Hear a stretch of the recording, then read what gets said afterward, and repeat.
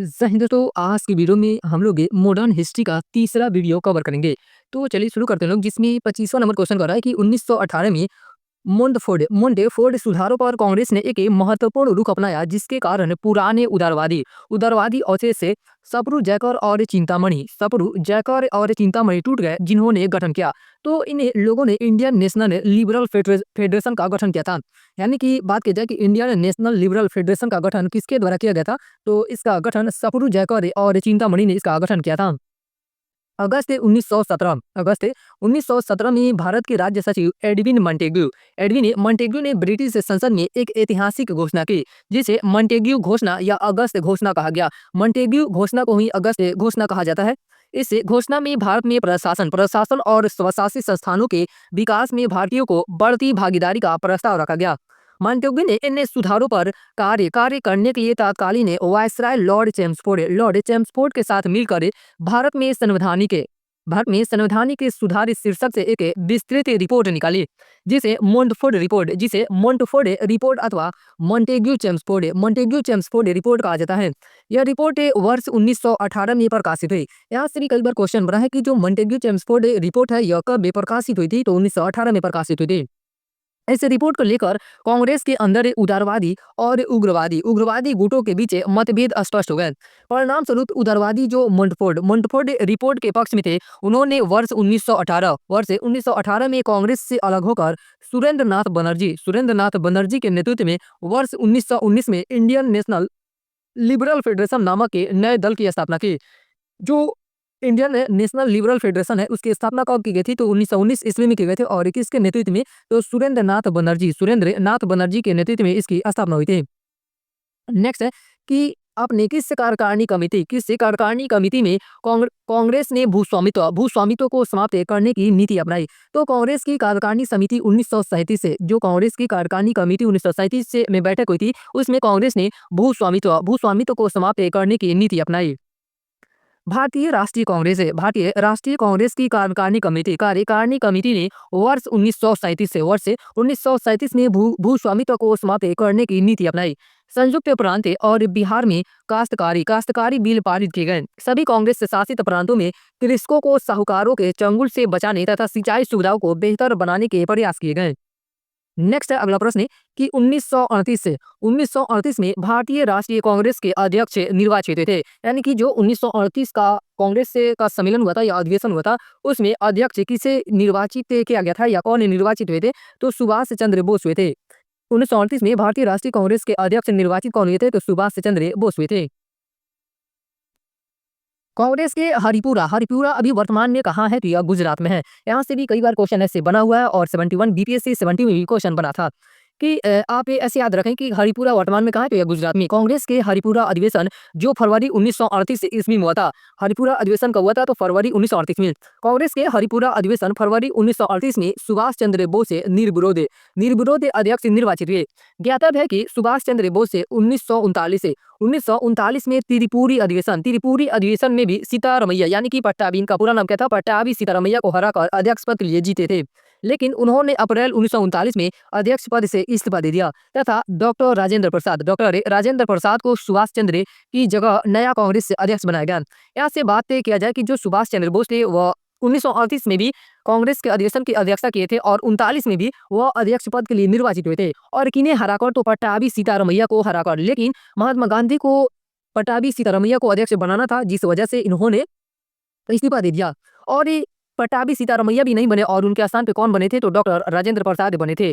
सुभाष चंद्र बोस के स्थान पे कौन बने थे, इसके अध्यक्ष तो डॉक्टर राजेंद्र प्रसाद बने थे। तो यहाँ से भी कई बार क्वेश्चन बना है कि सुभाष चंद्र बोस से कौन सी कांग्रेस के अधिवेशन में अध्यक्ष थे, तो 1938 का, और त्रिपुरी अधिवेशन 1939 का। नेक्स्ट है वही क्वेश्चन पूछ रहा है उसी तर्ज पे कि 1939 में जब सुभाष चंद्र बोस ने इस्तीफा दिया, तब भारतीय राष्ट्रीय कांग्रेस के अध्यक्ष कौन बने, तो कौन बने थे, तो डॉक्टर राजेंद्र प्रसाद बने थे। कौन बने थे, डॉक्टर राजेंद्र प्रसाद बने थे। यहाँ पे आप देख सकते हैं कि 17वीं बीपीएससी में क्वेश्चन इस तरह का बना भी है। नेक्स्ट है कि सुभाष सुभाष चंद्र बोस से किस वर्ष से भारतीय राष्ट्रीय कांग्रेस के अध्यक्ष थे? तो 1939 में भी थे और 1938 में भी थे। 1938 में हरिपुरा अधिवेशन की अध्यक्षता किए थे और 1939 में त्रिपुरी अधिवेशन की अध्यक्षता किए थे। तो इस प्रकार इसका सही उत्तर की बात किया जाए तो उपरोक्त में से एक से अधिक सही उत्तर हो जाएगा, यानी कि 1939 और 1938 से। नेक्स्ट है कि वह कौन सा कांग्रेस अध्यक्ष था जिसने क्रिप्स मिशन और लॉर्ड वेबल दोनों से उभरता है? कि ये भी बहुत इंपॉर्टेंट क्वेश्चन है कि वह कौन सा कांग्रेस अध्यक्ष थे जिसने क्रिप्स मिशन और लॉर्ड वेबल दोनों से उभरता है? कि तो अबुल कलाम आजाद थे। कौन थे? अबुल कलाम आजाद ने क्रिप्स मिशन और लॉर्ड वेबल दोनों से उभरता है। कि अबुल कलाम ने आजाद वर्ष 1940 से वर्ष 1946 तक कांग्रेस अध्यक्ष रहे। उन्होंने क्रिप्स मिशन जो 1942 में आया था, क्रिप्स मिशन का आया था तो 1942 में, तथा लॉर्ड वेबल यह 1945 में लाया गया था। उन्होंने क्रिप्स मिशन तथा लॉर्ड वेबल दोनों से उभरता है। नेक्स्ट है कि भारत के विभाजन के समय भारतीय राष्ट्रीय कांग्रेस का अध्यक्ष कौन था? तो उस समय जेबी कृपलानी भारतीय राष्ट्रीय कांग्रेस के अध्यक्ष थे। जब भारत का विभाजन हुआ था तो उस समय भारतीय राष्ट्रीय कांग्रेस का अध्यक्ष कौन थे? तो जेबी कृपलानी थे। जब भारत स्वतंत्र हुआ उस समय कांग्रेस के अध्यक्ष जेबी कृपलानी थे। उन्हें कांग्रेस के मेरठ अधिवेशन जो नवंबर 1946 में हुआ था उसका अध्यक्ष चुना गया था, तथा वे आजादी के समय भी अध्यक्ष रहे। कांग्रेस के जयपुर अधिवेशन जो दिसंबर 1948 में हुआ था उसकी अध्यक्षता डॉक्टर पट्टाभी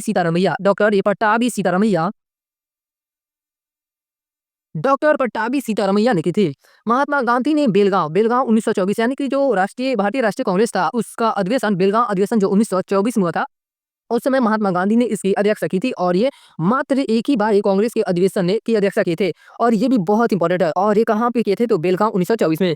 जवाहरलाल नेहरू ने लाहौर अधिवेशन, लखनऊ अधिवेशन एवं फैजपुर क्रमशः दिसंबर 1929 से, लाहौर का अधिवेशन 1929 में हुआ था और लखनऊ का 1936 में हुआ था और फैजपुर का दिसंबर 1936 से, यानी कि अप्रैल 1936 और दिसंबर 1936 में हुआ था। और इसकी अध्यक्षता जवाहरलाल नेहरू के द्वारा की गई थी। जवाहरलाल नेहरू ने कांग्रेस का अध्यक्षता, यानी कि कांग्रेस अधिवेशन की अध्यक्षता कितनी बार किए थे? तो लगभग 3 बार। एक बार लाहौर अधिवेशन, दूसरी बार लखनऊ अधिवेशन और तीसरी बार फैजपुर।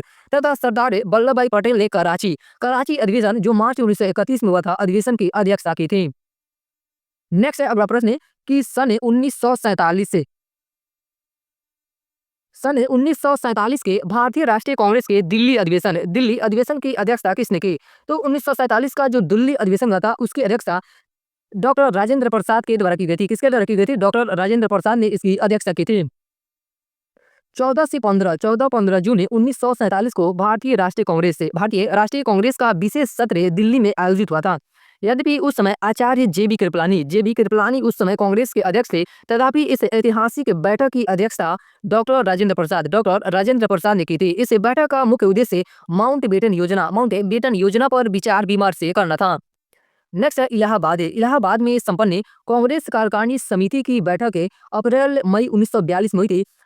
समिति की बैठक में निम्नलिखित सदस्यों में से एक सदस्य भारत के नाजीवाद, फांसीवाद तथा साम्राज्यवाद विरोधी निश्चित रूप के कारण जापान के विरुद्ध गुरिल्ला युद्ध की अपनी योजना के पक्ष में बहुमत जुटाने में सक्षम हुए थे। तो वो किसके बारे में यह कथन कहा जा रहा है? तो यह कथन जवाहरलाल नेहरू के बारे में यह कथन कहा जा रहा है।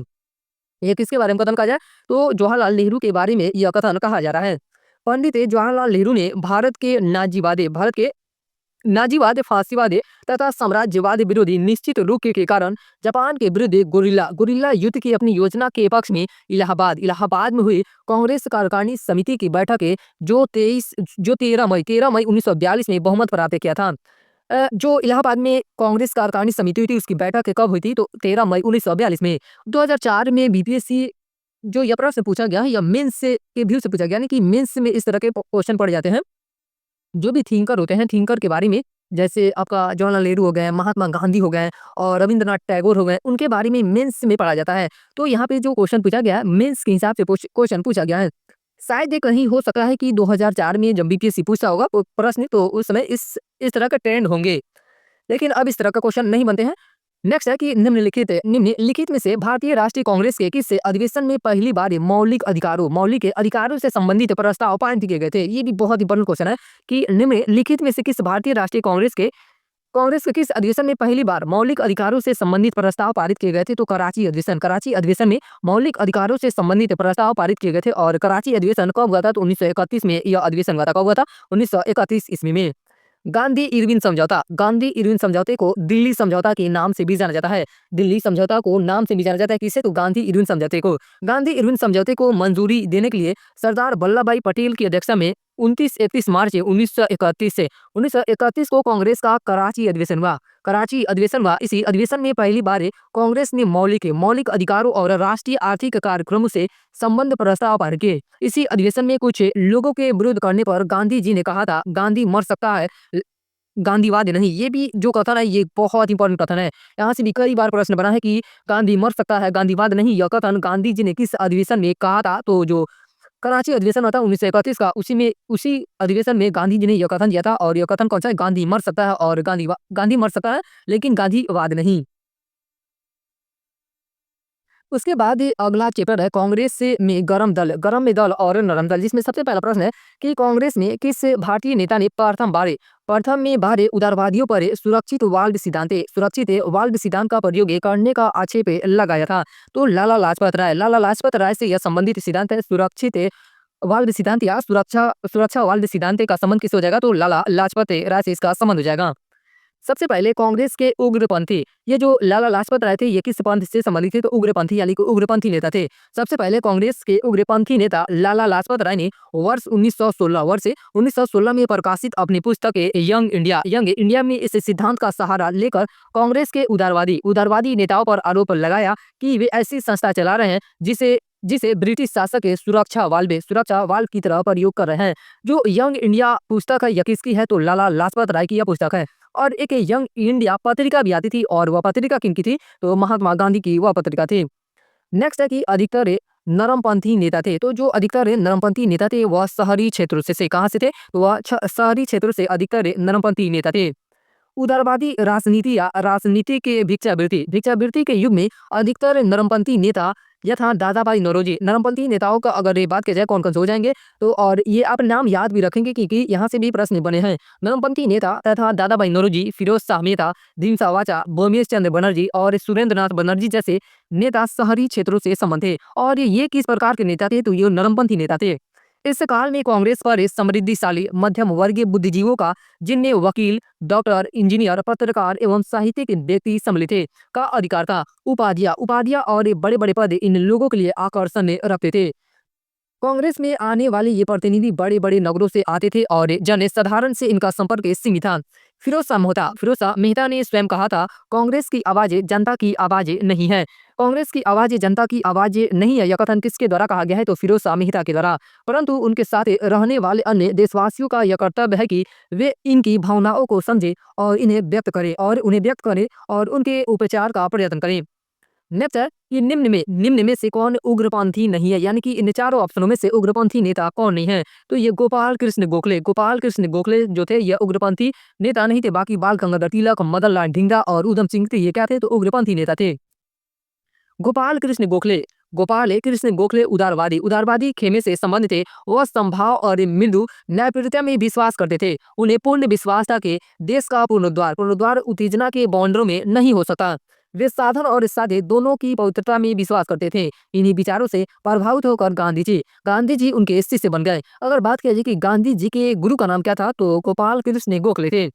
इन्होंने यानी कि गांधी जी ने इन्हें अपना गुरु माना था। इन्होंने 1889 ईस्वी के बॉम्बे कांग्रेस अधिवेशन के मंच से राजनीति में भाग लिया। 1897 ईस्वी में उन्हें और दिनसा वाचा को भारतीय व्यय के लिए नियुक्त वेल्बी आयोग के समूह के साक्ष्य देने को कहा गया।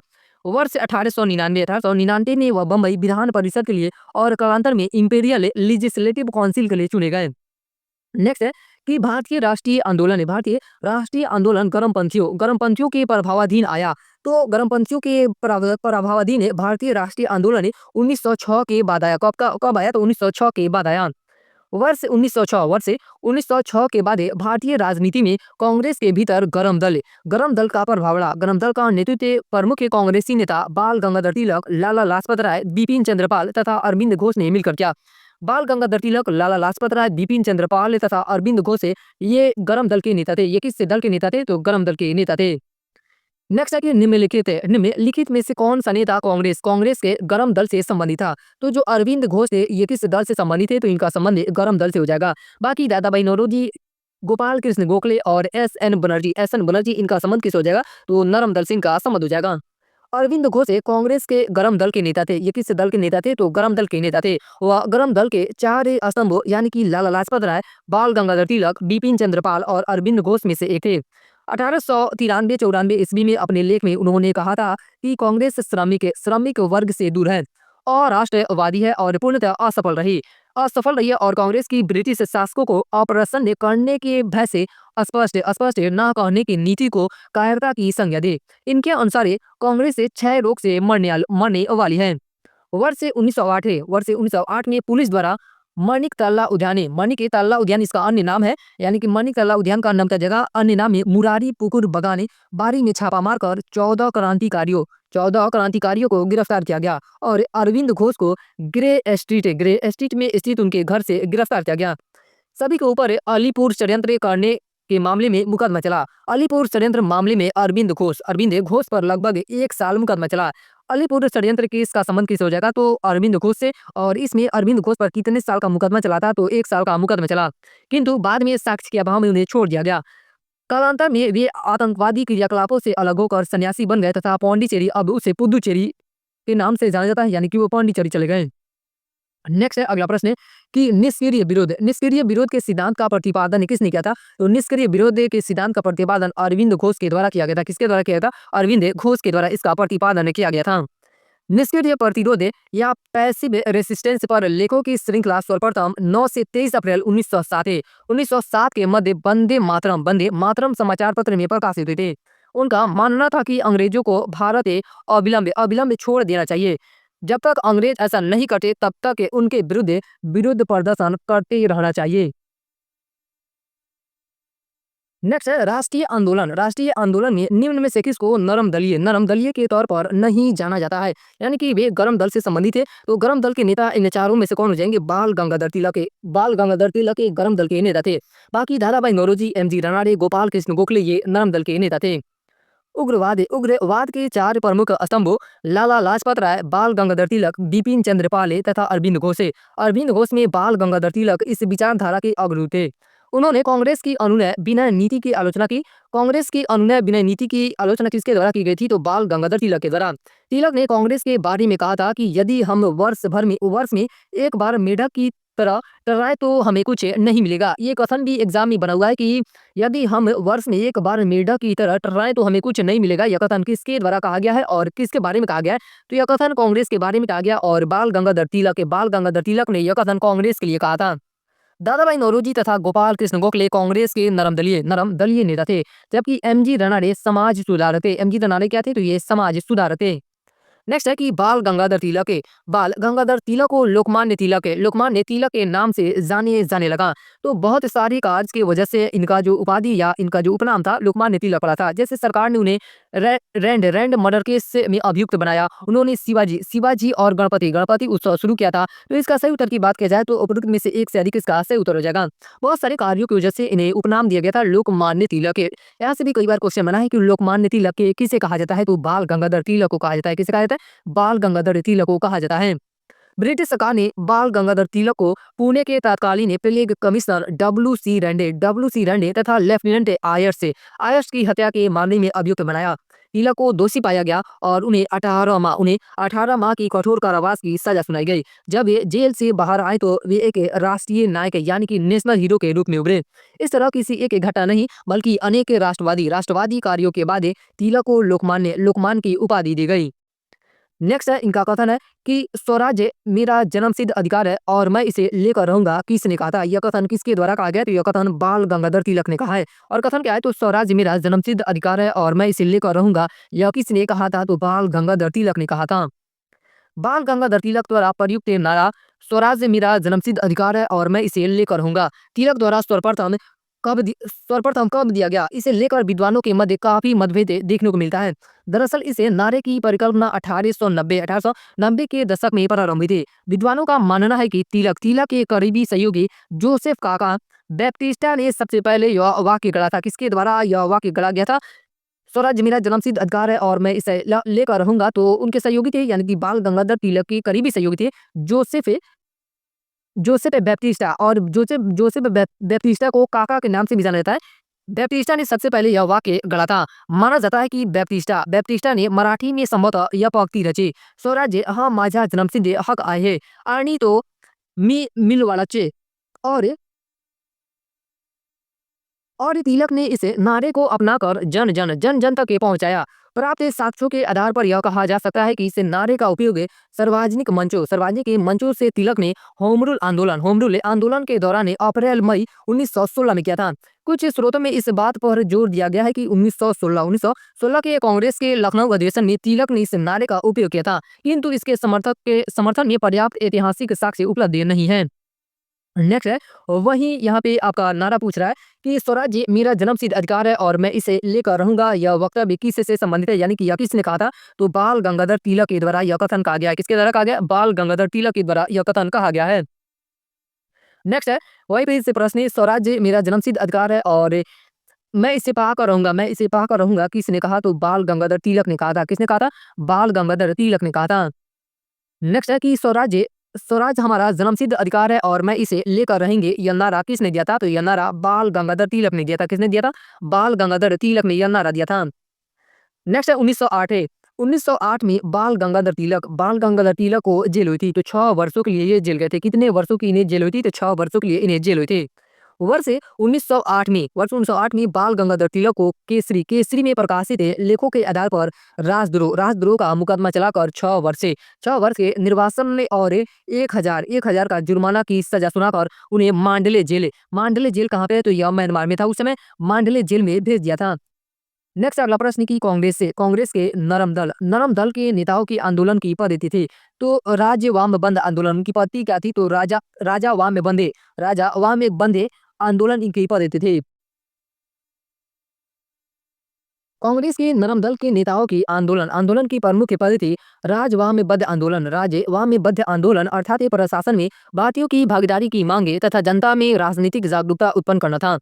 नेक्स्ट है कि शेर ए पंजाब, ये भी बहुत इंपॉर्टेंट क्वेश्चन है कि शेर ए पंजाब के नाम से इनमें से कौन मशहूर थे? तो शेर ए पंजाब ये लाला लाजपत राय को कहा जाता है। किन्हें कहा जाता है? लाला लाजपत राय को शेर ए पंजाब के नाम से जाना जाता है। लाला लाजपत राय शेर ए पंजाब के नाम से भी जाने जाते थे। ये भारतीय राष्ट्रीय कांग्रेस में करम दल के नेता तथा पूरे पंजाब के प्रतिनिधि थे। इन्हें पंजाबी केसरी भी कहा जाता है। साइमन कमीशन के विरुद्ध में एक जुलूस का नेतृत्व करते समय लाला जी यानी कि लाला लाजपत राय जी लाठियों के प्रहार से घायल हो गए। परिणाम स्वरूप 17 नवंबर 1928 को उनका देहांत हो गया। इनकी मृत्यु कब हो गई? तो 17 नवंबर 1928 को। उसके बाद ये अगला चैप्टर है भारत में क्रांतिकारी आंदोलन। भारत में कौन से क्रांतिकारी आंदोलन हुए? नेक्स्ट है जिसमें सबसे पहला प्रश्न करा है कि किस वर्ष बी डी सावरकर हिंदू महासंघ के अध्यक्ष निर्वाचित हुए थे? तो इसका सही उत्तर की बात किया जाए तो ये जो हिंदू महासभा के अध्यक्ष निर्वाचित हुए थे लगभग 1937 से 1943 ईस्वी के मध्य हिंदू महासभा के अध्यक्ष निर्वाचित हुए थे। लेकिन यहाँ पे उस तरह का ऑप्शन नहीं दिया गया है, तो इसका उत्तर क्या हो जाएगा? उपरोक्त में से एक से अधिक इसका सही उत्तर हो जाएगा या उपरोक्त में से कोई नहीं। बी डी सावरकर वर्ष 1937 से 1943 ईस्वी के मध्य हिंदू महासभा के अध्यक्ष थे। कब से कब तक हिंदू महासभा के अध्यक्ष थे? 1937 से लेकर 1943 ईस्वी तक है। बी डी सावरकर ने अभिनव भारत नामक संस्था की स्थापना की। अभिनव भारत नामक संस्था की स्थापना किसके द्वारा की गई थी? तो बी डी सावरकर के द्वारा इसकी स्थापना की गई थी। नेक्स्ट है कि 1904 में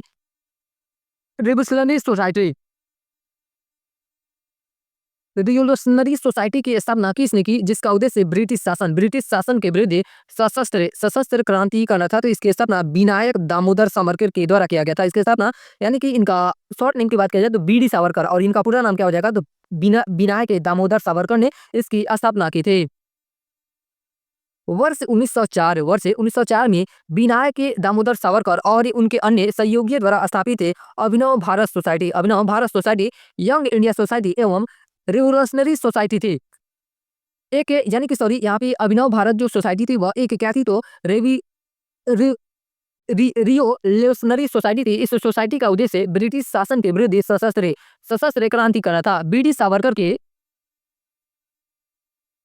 बीडी सावरकर के प्रयासों से 1899 ईस्वी में स्थापित मित्र मेला नामक संस्था ही वर्ष 1904 में अभिनव भारत में परिवर्तित हो गई। जो मित्र मेला संस्था थी उसकी स्थापना कब की गई थी? तो 1899 में। और यही मित्र मेला जो संस्था थी आगे चलकर अभिनव भारत में परिवर्तित हो गई। और कब परिवर्तित हो गई? 1904 ईस्वी में। नेक्स्ट है कि अभिनव भारत से कौन संबंधित है, यानी कि इसकी स्थापना किसके द्वारा की गई थी? तो बीडी सावरकर ने अभिनव भारत की स्थापना की थी। नेक्स्ट है कि भारत में अभिनव भारत नामक एक गुप्त संगठन है, यानी कि सीक्रेट सोसाइटी अंग्रेजों का मुकाबला करने के लिए किसने संगठित किया था? तो बीडी सावरकर के द्वारा इसकी स्थापना या संगठित किया गया था अभिनव भारत के। नेक्स्ट है कि निम्नलिखित में से कौन है काकोरी कांड से संबंधित नहीं था? तो जो सूर्य सेन थे इनका संबंध काकोरी कांड से इनका संबंध नहीं था। बाकी राम प्रसाद बिस्मिल, राजेंद्र लाहिड़ी और अशफाक उल्लाह खान है, इन तीनों लोगों का संबंध काकोरी कांड से हो जाएगा। सूर्य सेन ने काकोरी ट्रेन एक्शन है, अभी इसका नाम ही परिवर्तित किया गया है। जो काकोरी कांड है इसका नाम कर दिया गया है काकोरी ट्रेन एक्शन। सूर्य सेन ने काकोरी कांड से संबंधित नहीं थे। दिए गए विकल्पों में अन्य सभी काकोरी कांड से संबंधित थे, यानी कि राम प्रसाद बिस्मिल, राजेंद्र लाहिड़ी और अशफाक उल्लाह खान ये सब क्या थे? तो काकोरी कांड से संबंधित थे। नेक्स्ट है अगला प्रश्न कि 1920 के मध्य हिंदुस्तानी सेवा दल की शुरुआत किसने की थी? तो एन एस हार्डिकर के द्वारा हिंदुस्तानी सेवा दल की शुरुआत की गई थी। और कब की गई थी? तो 1920 के मध्य। हिंदुस्तानी सेवा दल या मंडल की शुरुआत स्वतंत्रता सेनानी एवं कांग्रेस नेता doctor N S A Hardikar ने की थी। भारतीय राष्ट्रीय कांग्रेस की तहत कार्य करने वाले इस संगठन के सदस्य गांधी टोपी पहनने के लिए जाने जाते हैं। इस दल की स्थापना वर्ष 1923 में की गई थी। इस दल की स्थापना कब की गई थी? तो वर्ष 1923 ईस्वी में की गई थी। यानी कि हिंदुस्तानी सेवा दल की स्थापना कब की गई थी? तो 1923 में। और किसके द्वारा की गई थी? तो डॉक्टर एन एस हार्डिकर ने की थी। नेक्स्ट है अगला प्रश्न है कि 1923 से 28 के काल में भारतीय राजनीति में क्रांतिकारी गतिविधियों की पुनरावृत्ति, यानी कि रिविवल का कारण था। तो इसका कारण की बात करें तो गांधी जी द्वारा असहयोग आंदोलन का स्थगन इसका कारण था। वर्ष 1922 के बाद असहयोग आंदोलन के स्थगन और देश में किसी भी प्रकार की राजनीतिक गतिविधि के अभाव से बहुत से क्षमतावान राष्ट्रवादी युवाओं का मोहभंग हो गया। ये गांधी जी के नेतृत्व और अहिंसात्मक संघर्ष की राजनीति से भी असंतुष्ट थे। ये रूस से चीन, आयरलैंड, तुर्की, मिस्र आदि में कहीं भी होने वाले क्रांतिकारी आंदोलन और विद्रोह से अनुप्राणित होकर हिंसात्मक माध्यम से ब्रिटिश शासन को उखाड़ फेंकने के लिए प्रयास थे। इस कारण यह काल भारतीय राजनीति में क्रांतिकारी गतिविधियों की पुनरावृत्ति का काल माना जाता है।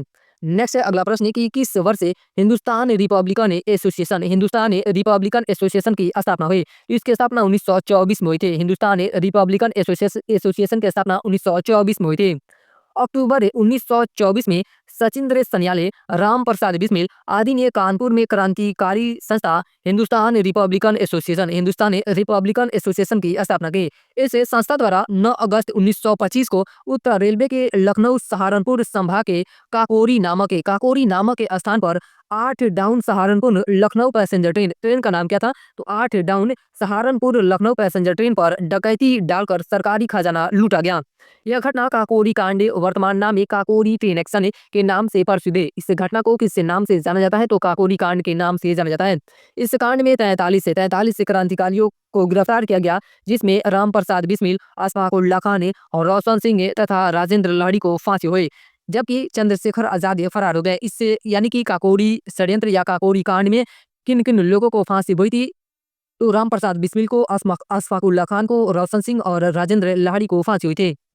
नेक्स्ट है अगला प्रश्न कि काकोरी ट्रेन डकैती कांड में किन क्रांतिकारियों को फांसी की सजा दी गई थी? तो राम प्रसाद बिस्मिल और अशफाक उल्लाह खान को फांसी की सजा दी गई थी। किन्हें फांसी की सजा दी गई थी? राम प्रसाद बिस्मिल और अशफाक उल्लाह खान को। नेक्स्ट है अगला प्रश्न कि हिंदुस्तान सोशलिस्ट रिपब्लिकन एसोसिएशन के संस्थापक नेताओं में से थे। तो भगत सिंह। इसकी स्थापना किसके द्वारा की गई थी? तो अकेले भगत सिंह नहीं किए थे, यानी कि इसमें बहुत लोग शामिल थे। यहाँ पे क्वेश्चन में भी मेंशन किया गया है कि संस्थापक नेताओं में से कौन थे? तो भगत सिंह भी इसमें शामिल थे।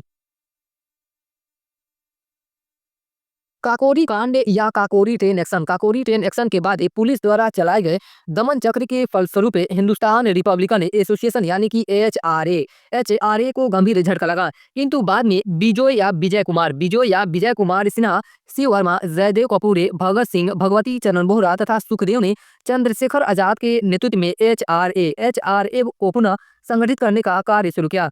सितंबर 1928 में फिरोज शाह कोटला मैदान जो दिल्ली में फिरोज शाह कोटला मैदान दिल्ली में चंद्रशेखर आजाद के नेतृत्व में एक बैठक हुई, जिसमें एचआरए का नाम बदलकर हिंदुस्तानी सोशलिस्ट रिपब्लिकन एसोसिएशन यानी कि एचएसआरए रखा गया। जो एचआरए था इसी का नाम ही परिवर्तित करके क्या रखा गया, तो एचएसआरए इसे रखा गया। नेक्स्ट है कि निम्नलिखित पंक्तियों को किसने लिखा। पंक्ति का है तो सरफरोशी की तमन्ना अब हमारे दिल में, देखना है जोर कितना बाजवी का तिल में। यह जो पंक्ति है, यह पंक्ति किसके द्वारा लिखा गया है या कहा गया है, तो बिस्मिल के द्वारा। ये जो राम प्रसाद बिस्मिल है यह नहीं है, ये कौन है, तो बिस्मिल अजीमाबादी के द्वारा यह पंक्तियों को लिखा गया है। सरफरोशी की तमन्ना अब हमारे दिल में है, देखना है जोर कितना बाजवी का तिल में है। नेक्स्ट है कि उपयुक्त गजल की पंक्तियां शायर बिस्मिल अजीमाबादी की थे। बिस्मिल अजीमाबादी का वास्तविक नाम है सैयद शाह मोहम्मद हसन था। इनका जन्म वर्ष 1901 में पटना के हरदास बिगहा गांव में हुआ था। यह गजल उर्दू में लिखे गए थे एवं वर्ष 1921 में काजी अब्दुल गफ्फार की पत्रिका सभा में छपी। यह जो गजल थी यह किसकी पत्रिका में छपी थी, तो 1921 में काजी अब्दुल गफ्फार की पत्रिका कौन थी, तो सभा में छपी थी। नेक्स्ट है कि प्रसिद्ध गीत सरफरोशी की तमन्ना अब हमारे दिल में है। इसके रचयिता कौन है, तो इसके रचयिता अभी हम लोग पढ़े हैं बिस्मिल अजीमाबादी थे। कौन थे, बिस्मिल अजीमाबादी थे। यहाँ पे राम प्रसाद बिस्मिल दिया गया है लेकिन यह आंसर नहीं होगा। इसका सही उत्तर क्या जाएगा, उपयुक्त में से कोई नहीं, इसका सही उत्तर हो जाएगा। नेक्स्ट है इनकलाब जिंदाबाद का नारा किसने दिया है, तो यह नारा भगत सिंह के द्वारा दिया गया है। किसके द्वारा यह नारा दिया गया है, तो भगत सिंह ने यह नारा को दिया है। प्रसिद्ध नारा इनकलाब जिंदाबाद हसरत मोहानी द्वारा दिया गया था। या किसके द्वारा दिया गया था, तो हसरत मोहानी के द्वारा दिया गया था। अगर ऑप्शन में हसरत मोहानी रहता तो हम लोग हसरत मोहानी ही ठीक करते। हसरत मोहानी एक स्वतंत्रता सेनानी एवं उर्दू भाषा के प्रसिद्ध कवि थे, जबकि भगत सिंह ने इसे लोकप्रिय बनाया। यानी कि इनकलाब जिंदाबाद जो नारा था इससे लोकप्रिय बनाने का श्रेय किसे प्राप्त है, तो भगत सिंह को प्राप्त है। अतः निकटतम उत्तर के रूप में विकल्प सी का चयन किया जा सकता है, यानी कि भगत सिंह ठीक किया जा सकता है क्योंकि उस समय 4 ही ऑप्शन थे। नेक्स्ट है कि मशहूर नारा इनकलाब जिंदाबाद किसने दिया है, तो यह जो नारा दिया गया हसरत मोहानी के द्वारा दिया गया है। किसके द्वारा दिया गया, हसरत मोहानी के द्वारा यह नारा दिया गया है। इसमें 5 ऑप्शन थे इसलिए यहाँ पे हसरत मोहानी दिया गया, और 4 ऑप्शन भी रहते तो यहाँ पे हसरत मोहानी ही रहते। यानी कि अगर हसरत मोहानी नाम आता है तो पहले हम लोग ये रेफरेंस करेंगे किसे, तो हसरत मोहानी को।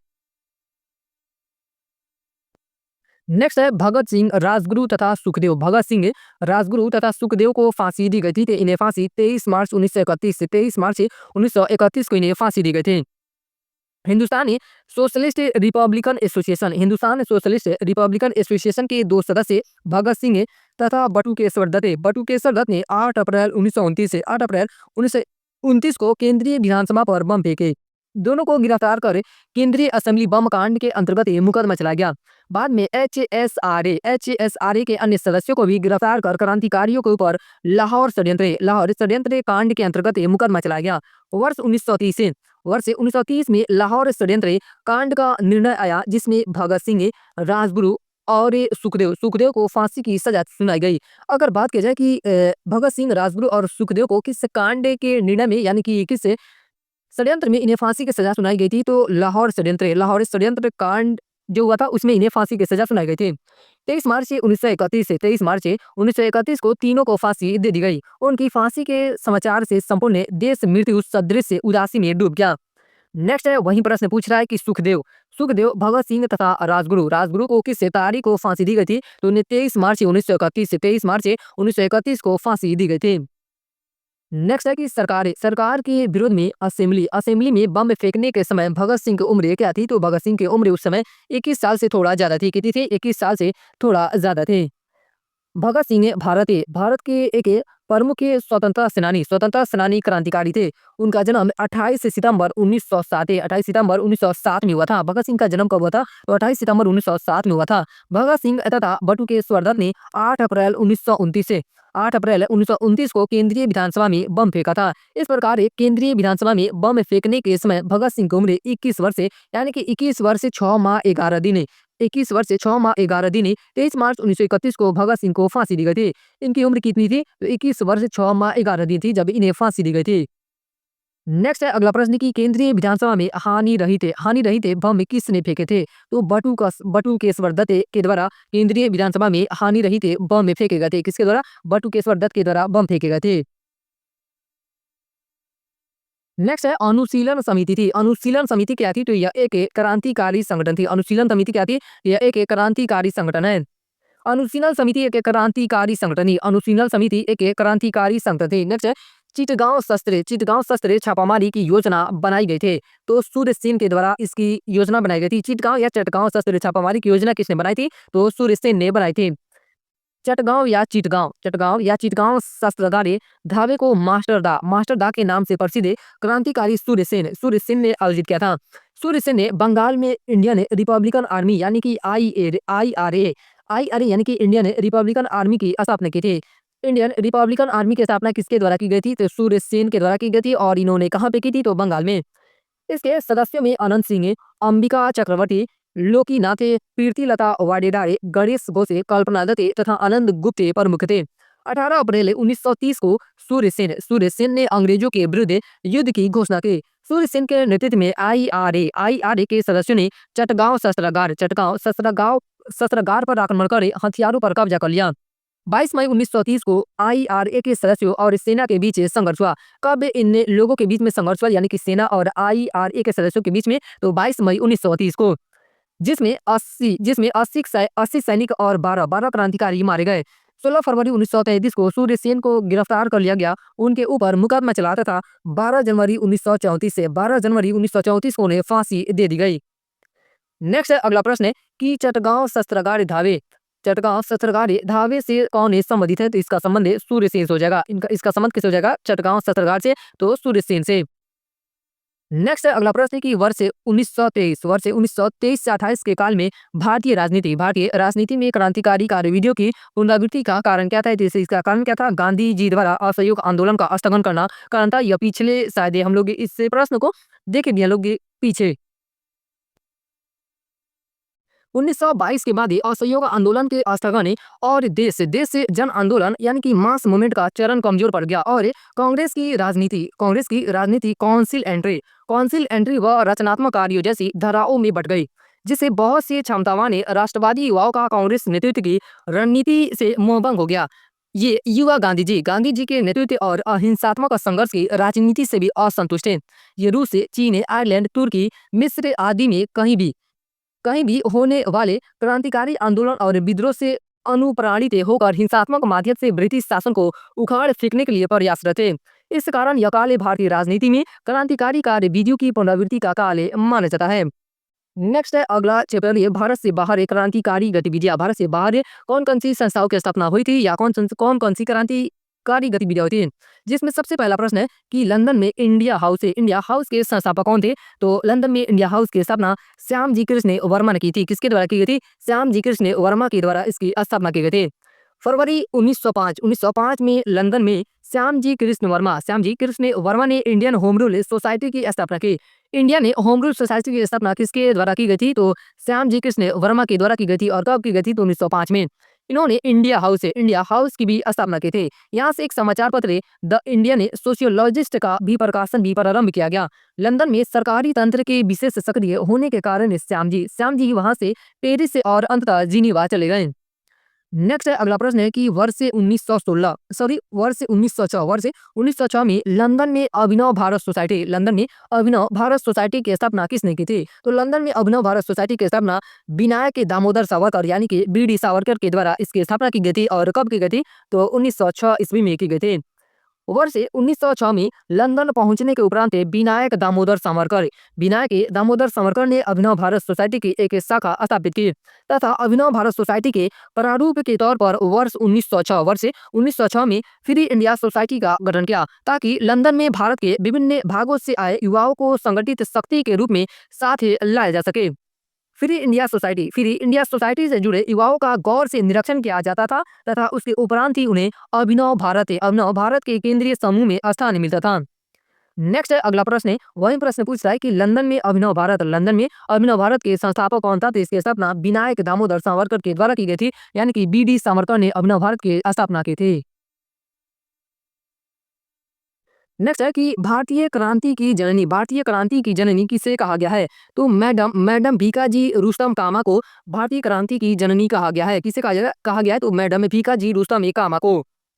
मैडम कामा का जन्म 24 सितंबर 1861 को हुआ था। उनके माता पिता पारसी थे, यानी कि मैडम कामा के माता पिता कौन थे? तो ये पारसी थे। सोराब जी पटेल उनके पिता थे। इनके पिता का नाम क्या था? तो सोराब जी पटेल इनके पिता का नाम था। उनका विवाह रुस्तम के आर कामा से हुआ, जो वकील और सामाजिक कार्यकर्ता थे। मैडम कामा ने राष्ट्रीय आंदोलन के महान अग्रणी भारतीय नेता दादाभाई नौरोजी की निजी सचिव के रूप में सेवा की। यानी कि दादाभाई नौरोजी की निजी सचिव के रूप में किसने सेवा की थी? तो मैडम कामा ने सेवा की थे। बाद में वे कुछ देशभक्त विद्यार्थियों एवं यूरोपीय बौद्धिक लोगों के संपर्क में आकर स्वतंत्रता आंदोलन से जुड़े। 22 अगस्त 1907 को जर्मनी के स्टुटगार्ट में आयोजित अंतर्राष्ट्रीय सोशलिस्ट सम्मेलन इंटरनेशनल सोशलिस्ट कॉन्फ्रेंस में भाग लिया। उन्होंने इसी सम्मेलन में भारतीय तिरंगा ध्वज को फहराया था। वह विदेशी भूमि अंतर्राष्ट्रीय मंच पर भारतीय ध्वज को फहराने वाली पहली व्यक्ति थी। ये भी बहुत इंपॉर्टेंट है कि मैडम कामा ने विदेशी भूमि या अंतर्राष्ट्रीय मंच पर भारतीय ध्वज को फहराने वाली पहली व्यक्ति थे। यहाँ फहराया गया यह झंडा कोलकाता झंडे का परिवर्तित रूप था। इन्हें भारतीय क्रांति की मां या मदर ऑफ इंडियन रिवोल्यूशन कहा जाता है। नेक्स्ट है अगला प्रश्न की मैडम कामा ने भारत के तिरंगी स्वतंत्रता ध्वज को कहाँ फहराया था? तो स्टुटगार्ट कहाँ पे? तो यह जर्मनी में है। मैडम कामा ने भारत के तिरंगी स्वतंत्रता ध्वज को कहाँ पे फहराया था? तो स्टुटगार्ट में फहराया था। नेक्स्ट है वही प्रश्न पूछ रहा है कि मैडम कामा ने 1907 में प्रथम तिरंगा ध्वज कहाँ फहराया था? तो स्टुटगार्ट में फहराया था। कहाँ पे? स्टुटगार्ट में फहराया था। नेक्स्ट है कर्जन ने वाइली की हत्या के आरोप में किसे मृत्युदंड दिया गया था? तो मदन लाल ढींगरा को कर्जन वाइली की हत्या के आरोप में मृत्युदंड दिया गया था।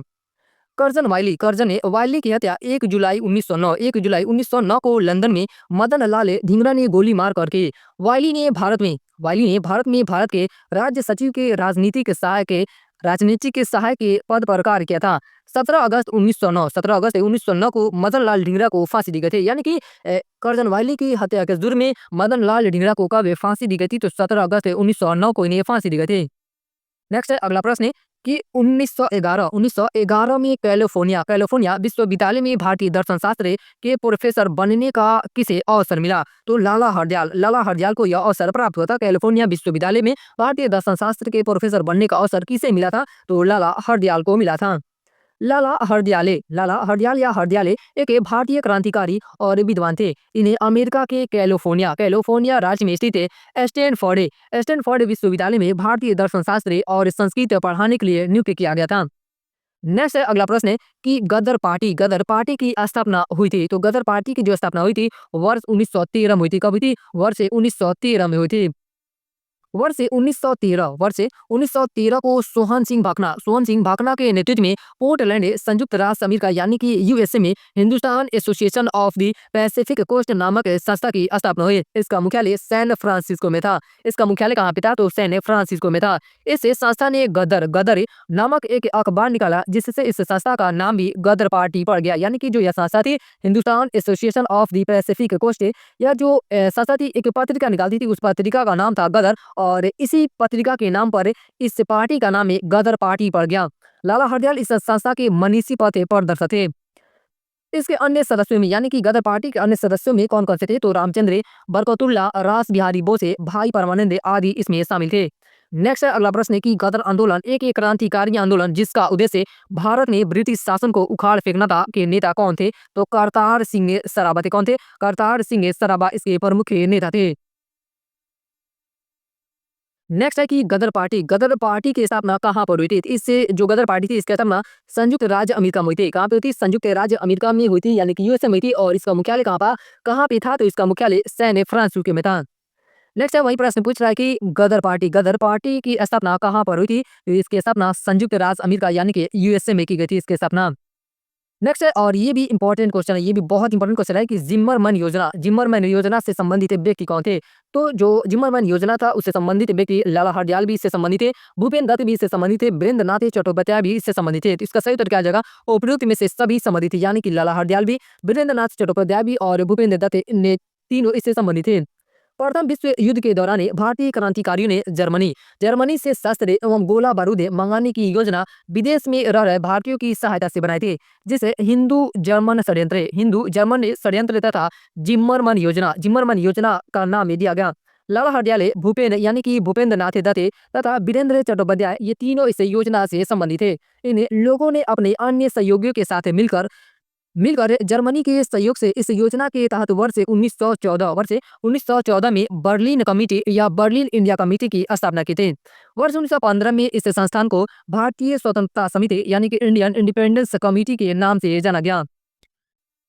नेक्स्ट है अगला प्रश्न कि गदर क्रांति छिड़ने का सबसे महत्वपूर्ण कारण क्या था? तो प्रथम महायुद्ध का शुरू होना। गदर क्रांति छिड़ने का सबसे महत्वपूर्ण कारण क्या था? प्रथम महायुद्ध यानी कि प्रथम विश्व युद्ध का शुरू होना। स्वदेशी आंदोलन के निष्क्रिय होने से भारतीय राष्ट्रवाद के प्रहरी अभी निष्क्रिय हो गए थे। वर्ष 1914 में अचानक छिड़े प्रथम विश्व युद्ध ने भारतीय राष्ट्रीयता के प्रहरियों को झकझोरा, उन्हें और क्या किया? तो उन्हें उद्धृत किया। उस समय यह धारणा प्रचलित थी कि ब्रिटेन पर किसी भी तरह का संकट भारत के हित में है, उनके लिए एक मौका है। इस मौके का कई जगहों पर कई तरह से फायदा उठाया गया।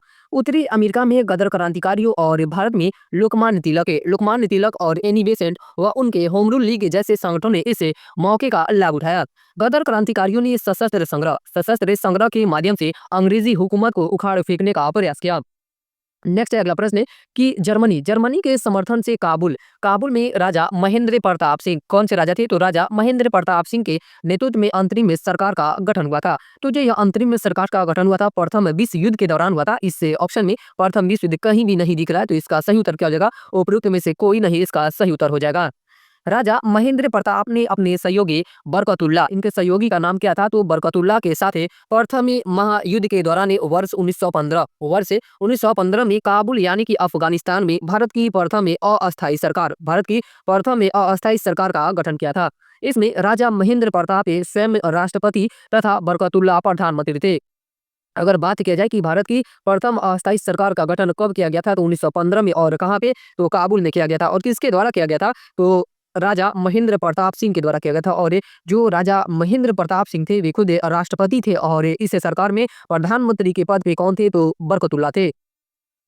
नेक्स्ट अगला प्रश्न कि सरदार ऊधम सिंह ने किसे मारा था? तो इन्होंने माइकल ओ डायर को मारा था।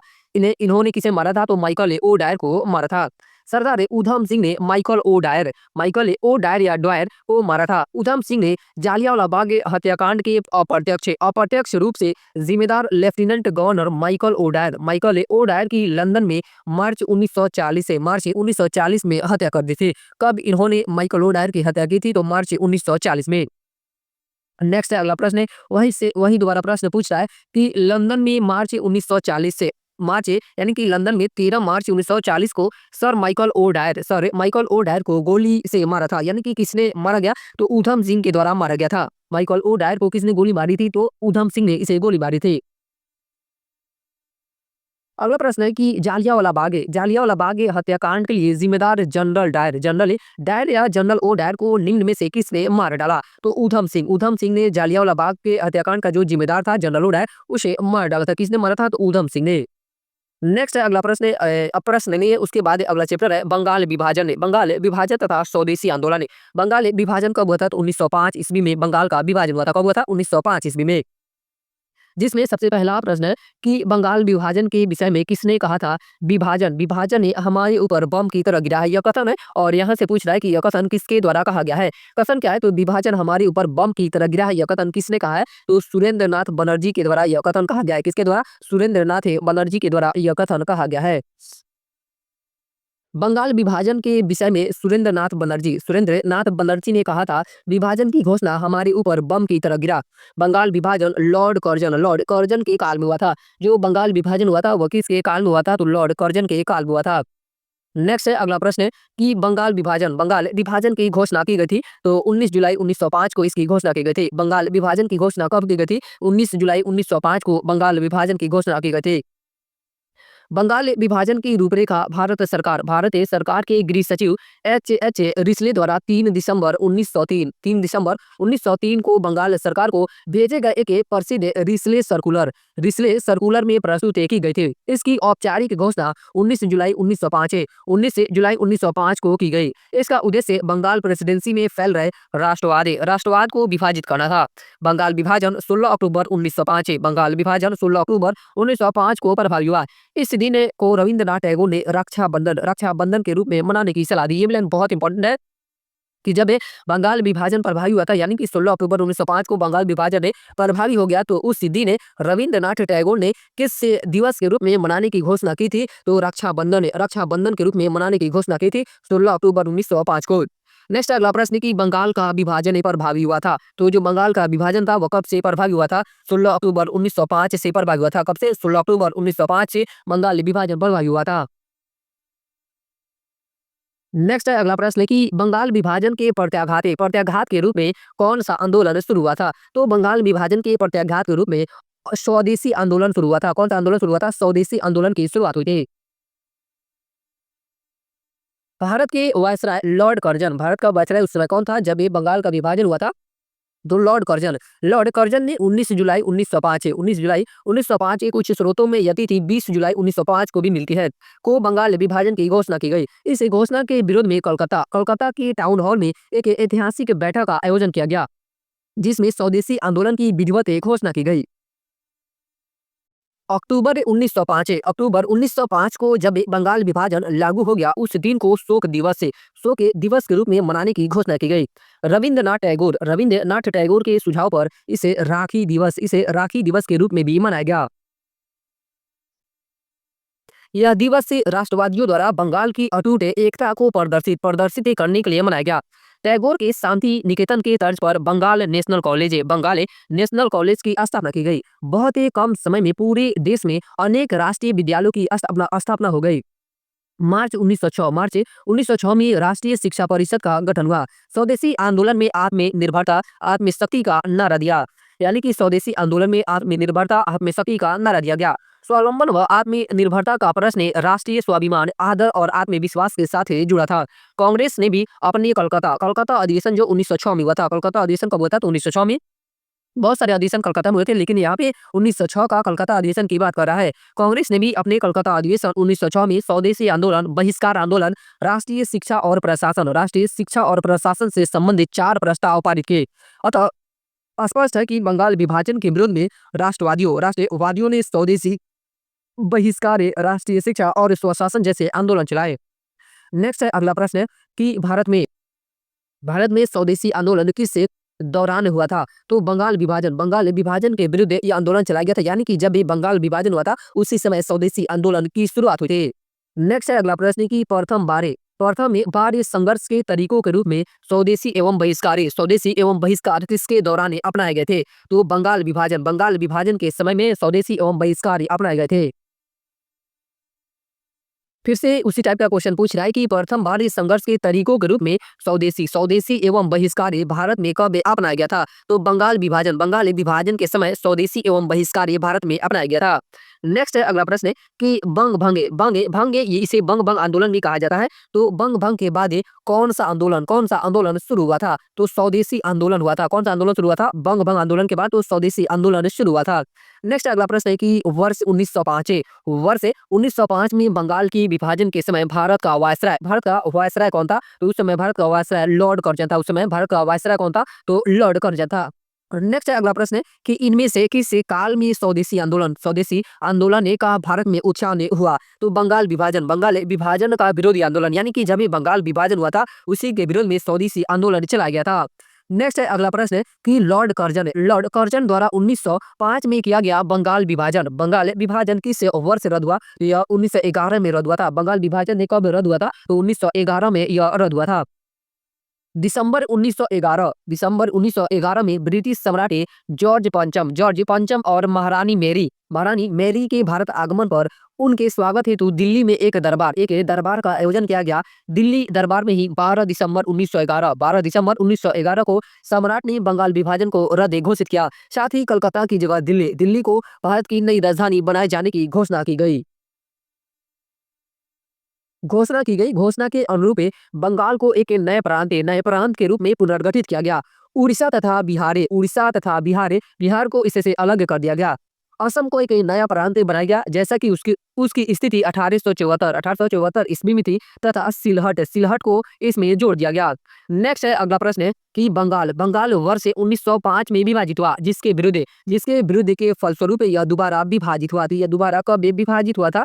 यहाँ पे विभाजित नहीं होना चाहिए, एक तरह से कह भी सकते हैं कि विभाजित हुआ था, क्योंकि बंगाल से उस समय दूसरा स्टेट भी टूट गया था। तो बंगाल वर्ष 1905 में विभाजित हुआ, जिसके विरुद्ध के फलस्वरूप यह दोबारा विभाजित हुआ। तो यह 1911 में विभाजित हुआ था। इसे आप रद्द भी कर सकते हैं, यानी कि बंगाल विभाजन कब रद्द हो गया था? तो 1911 में इसे रद्द कर दिया गया था। नेक्स्ट अगला प्रश्न है कि बंगाल की विभाजन को किसके कार्यकाल में वापस से लिया गया? तो लॉर्ड हार्डिंग द्वितीय के काल में इसे वापस से लिया गया था। ये भी एक क्वेश्चन बहुत इंपॉर्टेंट है कि बंगाल के विभाजन को किसके कार्यकाल में वापस लिया गया था? तो लॉर्ड हार्डिंग द्वितीय के कार्यकाल में इसे वापस से लिया गया था। लॉर्ड हार्डिंग द्वितीय के कार्यकाल में बंगाल के विभाजन को वापस से लिया गया था। वर्ष 1912 में ब्रिटिश भारत की राजधानी को कलकत्ता से दिल्ली स्थानांतरित कर दिया गया।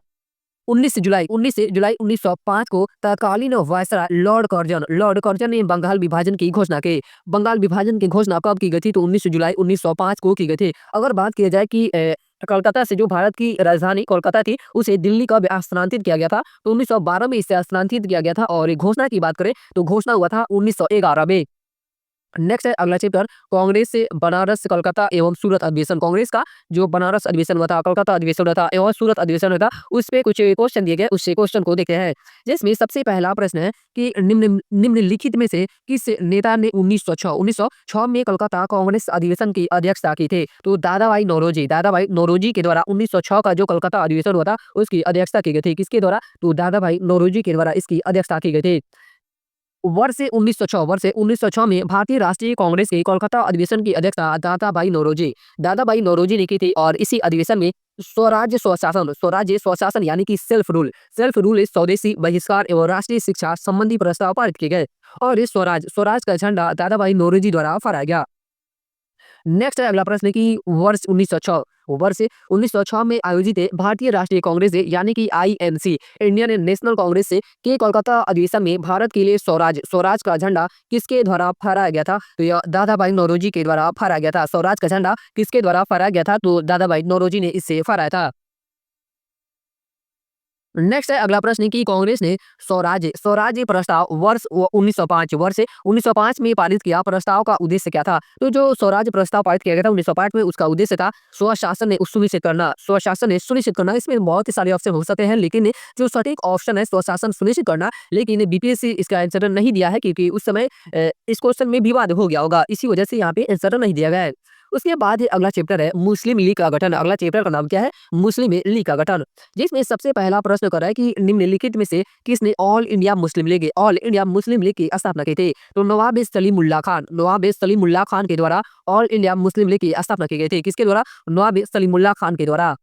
अक्टूबर 1906 में आगा खां के नेतृत्व में मुस्लिमों के शिमला प्रतिनिधि मंडल में एक ऐसी केंद्रीय मुस्लिम सभा बनाने का विचार किया, जिसका उद्देश्य मुसलमानों के हितों का संरक्षण हो। इसी विचार के अनुरूप ढाका में संपन्न अखिल भारतीय मुस्लिम शिक्षा सम्मेलन यानी कि all India Mohammedan educational conference के दौरान दिसंबर 1906 में इस सम्मेलन के स्वागत समिति के अध्यक्ष तथा राजनीतिक बैठकों के संयोजक ढाका के नवाब सलीमुल्लाह खान ने अखिल भारतीय मुस्लिम लीग के गठन का प्रस्ताव पारित किया। 60 सदस्यीय अस्थायी समिति का चयन किया गया और मोहसिन उल मुल्क तथा वकार उल मुल्क को संयुक्त रूप से संगठन का सचिव नियुक्त किया गया। इस संगठन का सचिव किसे नियुक्त किया गया था? तो मोहसिन उल मुल्क तथा वकार उल मुल्क को संयुक्त रूप से यानी कि दोनों को सचिव नियुक्त किया गया। लखनऊ में मुस्लिम लीग का मुख्यालय बनाया गया। कहाँ पे मुस्लिम लीग का मुख्यालय बनाया गया था? तो लखनऊ में मुस्लिम लीग का मुख्यालय बनाया गया। और ये आगा खां इसके प्रथम अध्यक्ष बनाए गए। मुस्लिम लीग के प्रथम अध्यक्ष कौन थे? तो आगा खां थे। विकल्प में इन तीनों नामों के रहने या इनमें से कोई दो नाम रहने पर संस्थापक के रूप में चयन का वरीयता क्रम इस प्रकार होगा, यानी कि सबसे पहले वरीयता किसे दिया जाएगा? सलीमुल्लाह खान को दिया जाएगा। उसके बाद इस सेकंड स्थान पे आएंगे आगा खां और तीसरे स्थान पे मोहसिन उल मुल्क आएंगे। प्रस्तुत प्रश्न में चूंकि प्रथम दो नाम दिए गए अतः सलीमुल्लाह खान को प्रथम वरीयता देते हुए संस्थापक के रूप में चुना जाएगा। इस प्रकार इसका उत्तर क्या हो जाएगा? सलीमुल्लाह खान इसका सही उत्तर हो जाएगा। नेक्स्ट है अगला प्रश्न है कि साम्राज्य के अंतर्गत स्वशासन ने नामक उद्देश्य को मुस्लिम लीग ने कब स्वीकार किया था? तो वर्ष 1913 में स्वीकार किया था। कब स्वीकार किया था? वर्ष 1913 में। ब्रिटिश साम्राज्य के अंतर्गत स्वशासन यानी कि सेल्फ गवर्नमेंट को के उद्देश्य को मुस्लिम लीग ने वर्ष 1913 में अपनाया था। नेक्स्ट अगला प्रश्न है कि मुस्लिम लीग ने अपना वार्षिक अधिवेशन नियमित रूप से प्रारंभ किया था। तो बीपीएससी के द्वारा इसका सही उत्तर 1925 से माना गया है। बीपीएससी के द्वारा इसका सही उत्तर क्या माना गया है? 1925 से माना गया है, लेकिन 1925 से पहले भी मुस्लिम लीग का कई अधिवेशन हुए थे, लेकिन अब बीपीएससी इसका सही उत्तर माना है तो हमें भी 1925 ही मानना पड़ेगा। अखिल भारतीय मुस्लिम लीग की स्थापना दिसंबर 1906 में ढाका में हुई थी। अखिल भारतीय मुस्लिम लीग की स्थापना कब हुई थी? तो 1906 में हुई थी। और कहाँ पे हुई थी? तो ढाका में हुई थी। इसके संस्थापक ढाका के नवाब सलीमुल्लाह खान की महत्वपूर्ण भूमिका रही। वर्ष 1907 में मुस्लिम लीग का वार्षिक अधिवेशन कराची में तथा वर्ष 1908 में अमृतसर में हुआ। इसके उपरांत मुस्लिम लीग के अधिवेशन अनियमित रूप से देश के विभिन्न शहरों में आयोजित होते रहे। यद्यपि बिहार लोक सेवा आयोग ने अपनी उत्तर कुंजी में इस प्रश्न का उत्तर विकल्प डी को सही माना है, जो सही नहीं है। यानी कि बीपीएससी तो सही माना है, लेकिन इसका उत्तर क्या है? तो सही नहीं है। नेक्स्ट अगला प्रश्न है कि वर्ष 1906 में मिंटो से शिमला में मिले मुसलमानों के शिष्टमंडल ने प्रार्थना की थी। तो किसकी प्रार्थना की थी मुसलमानों ने? तो मुसलमानों के लिए एक पृथक निर्वाचन वर्ग की मांग की गई थी या प्रार्थना की गई थी। मुसलमानों के लिए पृथक निर्वाचक वर्ग की मांग की गई थी। 1 अक्टूबर 1906 को आगा खां के नेतृत्व में मुसलमानों का एक शिष्टमंडल तत्कालीन वायसराय लॉर्ड मिंटो से शिमला में मिला। शिष्टमंडल ने प्रांतीय केंद्रीय व स्वशासन निकायों में निर्वाचन हेतु मुसलमानों के लिए विशिष्ट स्थिति की मांग की। इस मांग के जवाब में मिंटो ने मुसलमानों को आश्वासन देते हुए कहा कि उनके राजनीतिक अधिकारों और हितों की भारत में रक्षा की जाएगी।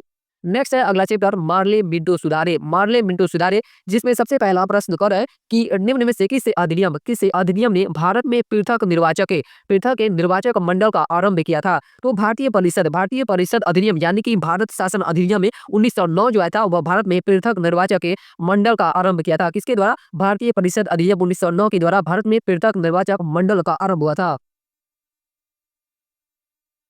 भारतीय परिषद अधिनियम 1909 जिसे मार्ले मिंटो सुधार के नाम से भी जाना जाता है, यह कब आया था? तो 1909 में आया था। 1909 द्वारा ब्रिटिश से भारत में सांप्रदायिक प्रतिनिधित्व की व्यवस्था की गई, जिसके अंतर्गत मुसलमानों के लिए पृथक निर्वाचक मंडल की व्यवस्था करना था। इससे यानी कि जब यहाँ पे पृथक निर्वाचक मंडल की स्थापना हो गई, यही से पाकिस्तान बनने की नींव पड़ गई थी। उसके बाद अगला चैप्टर है दिल्ली दरबार और राजधानी परिवर्तन, यानी कि भारत की राजधानी कलकत्ता से दिल्ली कब स्थानांतरित की गई उसके बारे में है। जिसमें सबसे पहला प्रश्न है कि भारत की राजधानी कोलकाता से दिल्ली कब बदली गई? यहाँ पे बदलने की बात कर रहा है, घोषणा की बात नहीं कर रहा है। घोषणा जो हुआ था 1911 में हुआ था और स्थानांतरित कब हुआ था? तो 1912 में। इसका सही उत्तर क्या हो जाएगा? 1912। भारत की राजधानी कलकत्ता से दिल्ली 1912 में बदली गई। कब बदली गई? 1912 में। वर्ष 1912 में भारत की राजधानी कोलकाता से दिल्ली स्थानांतरित की गई। ध्यातव्य है कि राजधानी परिवर्तन की घोषणा वर्ष 1911 में की गई थी। इसकी घोषणा कब की गई थी? तो 1911 में की गई थी। नेक्स्ट है अगला प्रश्न है कि अंग्रेजों ने राजधानी को दिल्ली कब स्थानांतरित किया? तो वर्ष 1912 में स्थानांतरित किया। कब किया था? 1912 में इसे स्थानांतरित किया था। उसके बाद अगला चैप्टर है कांग्रेस का लखनऊ अधिवेशन। अगला चैप्टर का नाम क्या है? कांग्रेस का लखनऊ अधिवेशन। भारतीय राष्ट्रीय कांग्रेस के 1916 के लखनऊ अधिवेशन में किसने बिहार के नील उगाने वालों का प्रश्न प्रस्तुत किया था? तो राजकुमार शुक्ल के द्वारा 1916 में महात्मा गांधी को आमंत्रित किया गया था कि चंपारण हुआ है और जो नील बागानों के खेती की जाती थी या नील उगाई जाती थी उसके विरुद्ध आंदोलन ने यानी कि हुआ है। तो उसके बाद गांधी जी ने इसका निरीक्षण किया। निरीक्षण करने के बाद उन्हें ठीक नहीं लगा तो उसके बाद उन्होंने क्या किया? तो आंदोलन किया। भारतीय राष्ट्रीय कांग्रेस के वर्ष 1916 की लखनऊ अधिवेशन में बिहार के एक साधारण किसान राजकुमार शुक्ल ने गांधी जी को चंपारण के नील उत्पादक के किसानों की समस्या से अवगत कराया तथा उनसे चंपारण आने का वचन लिया। किंतु नील उत्पादक के किसानों की समस्या और यूरोपीय प्लांटर्स के अत्याचारों की जांच के लिए एक समिति बनाने का प्रस्ताव वर्ष 1916 की लखनऊ अधिवेशन की दरभंगा के ब्रज किशोर प्रसाद ने रखा, जिसे सर्वसम्मति से पास कर दिया गया। अतः चंपारण की समस्या पर चर्चा कांग्रेस के लखनऊ अधिवेशन वर्ष 1916 में हुई थी। कब हुई थी? वर्ष 1916 में हुई थी। नेक्स्ट है अगला प्रश्न कि भारतीय राष्ट्रीय कांग्रेस के किस अधिवेशन में चंपारण समस्या का यानी कि चंपारण समस्या का चंपारण समस्या चर्चा का विषय बना था? तो जो वर्ष 1916 का लखनऊ अधिवेशन था उसी में चंपारण समस्या चर्चा का विषय बना था। तो इसका आंसर क्या हो जाएगा? वर्ष 1916 इसका सही आंसर हो जाएगा, लेकिन ऑप्शन में नहीं दिया गया तो इस प्रकार इसका उत्तर क्या हो जाएगा? उपयुक्त में से कोई नहीं इसका सही उत्तर हो जाएगा। नेक्स्ट है अगला प्रश्न है कि लखनऊ समझौता हुआ था। तो लखनऊ समझौता कब हुआ था? तो वर्ष 1916 में लखनऊ समझौता हुआ था। कब हुआ था? वर्ष 1916 में। वर्ष 1916 में भारतीय राष्ट्रीय कांग्रेस का अधिवेशन लखनऊ में आयोजित किया गया था। इस अधिवेशन की अध्यक्षता अंबिका चरण मजूमदार ने की थी। इस अधिवेशन में कांग्रेस एवं मुस्लिम लीग के मध्य समझौता हुआ। इसके अतिरिक्त कांग्रेस से गरम दल एवं नरम दल के मध्य भी समझौता हुआ। ये प्लान इंपॉर्टेंट है कि जो वर्ष 1916 का लखनऊ अधिवेशन हुआ था उसकी अध्यक्षता किसके द्वारा की गई थी? तो अंबिका चरण मजूमदार के द्वारा की गई थी। और इसी अधिवेशन में कांग्रेस से 1907 में फुटन गया था गरम दल और नरम दल में। इसी अधिवेशन में गरम दल और नरम दल के बीच समझौता भी हुआ था। नेक्स्ट है अगला प्रश्न कि मुस्लिम लीग और भारतीय राष्ट्रीय कांग्रेस द्वारा लखनऊ संधि पर हस्ताक्षर कब किए गए थे? तो वर्ष 1916 में इस पे हस्ताक्षर किए गए थे। वर्ष 1916 में मुस्लिम लीग और भारतीय राष्ट्रीय कांग्रेस द्वारा लखनऊ समझौता पर हस्ताक्षर वर्ष 1916 के कांग्रेस अधिवेशन के दौरान हुआ था। इस समझौते द्वारा मुस्लिम लीग के पृथक निर्वाचन के मुद्दे को कांग्रेस द्वारा स्वीकृति प्रदान की गई थी। नेक्स्ट है अगला चैप्टर होम रूल लीग आंदोलन। अगला चैप्टर का नाम क्या है? होम रूल लीग आंदोलन, जिसमें सबसे पहला प्रश्न है कि निम्नलिखित में से किसका योगदान है होम रूल लीग की स्थापना में नहीं था? तो टीएस ऑलकॉट का जो योगदान था होम रूल लीग स्थापना में नहीं था। बाकी एनी बेसेंट, बाल गंगाधर तिलक, एम.एस. सुब्रमण्यम अय्यर, इन तीनों लोगों का होम रूल लीग स्थापना में योगदान रहा था। H S Olcott home rule league से नहीं बल्कि थियोसॉफिकल सोसाइटी से संबंधित थे। बाल गंगाधर तिलक ने अप्रैल 1916 और एनी बेसेंट ने सितंबर 1916 में होम रूल लीग आरंभ किया। एस सुब्रमण्यम अय्यर भी एनी बेसेंट की होम रूल लीग की स्थापना से संबंधित थे। अगला प्रश्न है कि किस अधिवेशन में होम रूल समर्थक अपनी राजनीतिक शक्ति का सफलतापूर्वक प्रदर्शन कर सके? तो जो कांग्रेस का वर्ष 1916 का लखनऊ समझौता हुआ था उसी में उन्होंने अपना सफलतापूर्वक प्रदर्शन कर सके थे। वर्ष 1916 के लखनऊ अधिवेशन में होम रूल लीग के सदस्यों के लिए अपनी ताकत दिखाने का अच्छा मौका था। तिलक के समर्थकों ने तो परंपरा ही बना दी जिस पर कांग्रेस बहुत वर्षों तक टिकी रही। उनके समर्थकों ने लखनऊ पहुंचने के लिए एक ट्रेन आरक्षित की, जिसे कुछ लोगों ने कांग्रेस स्पेशल का नाम दिया तो कुछ ने होम रूल स्पेशल कहा। अरुंडेल ने लीग के हर सदस्य से कहा था कि वह लखनऊ अधिवेशन का सदस्य बनने की हर संभव कोशिश करे। अधिवेशन की समाप्ति के तुरंत बाद उसी पंडाल में दोनों होम रूल लीगों की बैठक हुई, जिसमें लगभग 1000 प्रतिनिधियों ने भाग लिया। कांग्रेस लीग समझौते की सराहना की गई। तिलक तथा एनी बेसेंट ने बैठक को संबोधित किया। नेक्स्ट है अगला प्रश्न है कि होम रूल लीग आंदोलन भारत के स्वतंत्रता संग्राम के एक नए चरण के आरंभ का घोतक था, क्योंकि इसका अगर ये बात जो इसका कारण क्या था तो इसने देश के सामने स्वशासन की एक ठोस योजना रखी। होम रूल आंदोलन। होम रूल आंदोलन के दोनों नेताओं यानी कि तिलक बाल गंगाधर तिलक एवं एनी बेसेंट की निगाह में स्वराज स्वराज का अर्थ लगभग एक जैसा ही था। ब्रिटिश साम्राज्य के अंतर्गत स्थानीय प्रांतीय एवं केंद्रीय स्तर पर उत्तरदायी शासन एवं प्रशासन की अधिकाधिक व्यवस्था की जाए।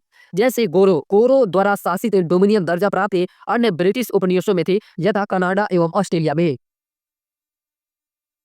उसके बाद ये अगला चैप्टर है गांधी जी एवं उनके प्रारंभिक आंदोलन, जिसमें सबसे पहला प्रश्न है कि निम्न निम्न में से किससे कॉलेज कॉलेज में गांधी जी ने पढ़ाई की थी। तो श्यामल दास कॉलेज भावनगर, गांधी जी ने श्यामल दास कॉलेज भावनगर में पढ़ाई की थी। महात्मा गांधी ने अपनी आत्मकथा में अपनी शिक्षा का जिक्र करते हुए लिखा है कि मैंने अपनी शिक्षा की शुरुआत पोरबंदर के किसी पाठशाला से की, जहां मैं बड़ी मुश्किल से थोड़े पहाड़ी सीख सका था। उसके उपरांत 7 साल की उम्र में पिताजी के राजकोट स्थानांतरण के कारण मैं यहाँ आया, जहाँ मैंने हाई स्कूल तक की शिक्षा प्राप्त की। महात्मा गांधी ने Alfred Alfred high school Rajkot से अपनी दसवीं की परीक्षा उत्तीर्ण की थी। ये भी लाइन इंपॉर्टेंट है कि महात्मा गांधी ने अपनी 10वीं की परीक्षा किस स्कूल से पास की थी, तो अल्फ्रेड हाई स्कूल राजकोट से। इसके उपरांत उन्होंने भावनगर स्थित सामल दास आर्ट कॉलेज में अपना नामांकन करवाया। इसके उपरांत इन्होंने यूनिवर्सिटी कॉलेज लंदन से बीडी यानी कि लॉ की पढ़ाई पूरी की। उसके बाद ये अगला प्रश्न है कि महात्मा गांधी के राजनीतिक गुरु कौन थे। यहाँ पे प्रश्न क्या पूछ रहा है कि महात्मा गांधी के राजनीतिक गुरु कौन थे। तो इनके राजनीतिक गुरु गोपाल कृष्ण गोखले कौन थे, गोपाल कृष्ण गोखले थे, लेकिन ऑप्शन में नहीं दिया गया। तो इसका उत्तर क्या आ जाएगा, उपरोक्त में से कोई नहीं इसका सही उत्तर हो जाएगा। महात्मा गांधी द्वारा लिखित पुस्तक यानी कि एक पुस्तक लिखी गई है महात्मा गांधी के द्वारा, और उस पुस्तक का नाम क्या है, तो गोखले माई पॉलिटिकल गुरु या किनकी पुस्तक है, तो महात्मा गांधी की पुस्तक है।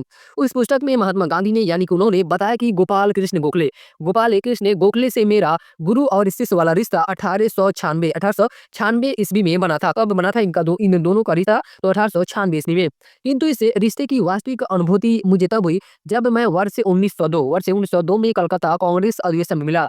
उसके उपरांत यह रिश्ता प्रगाढ़ होता चला गया। वर्ष 1915 में भारत लौटने के उपरांत महात्मा गांधी ने भारत में अपने राजनीतिक जीवन की शुरुआत गोखले के मार्गदर्शन में की थी। नेक्स्ट है कि सर्वोदय शब्द का प्रयोग सर्वप्रथम किसने किया था। ये भी बहुत इंपॉर्टेंट क्वेश्चन है। सर्वोदय शब्द का प्रयोग सर्वप्रथम किसने किया था, तो इस शब्द का प्रयोग महात्मा गांधी ने किया था। किसने किया था, महात्मा गांधी के द्वारा इस शब्द का सबसे पहले प्रयोग किया गया था। सर्वोदय संस्कृत के दो शब्दों सर्व यानी कि इसका अर्थ क्या होता है, सर्व जिसका अर्थ है सबका होता है, इसका अर्थ क्या होता है सबका, तथा उदय जिसका अर्थ है उत्थान होता है।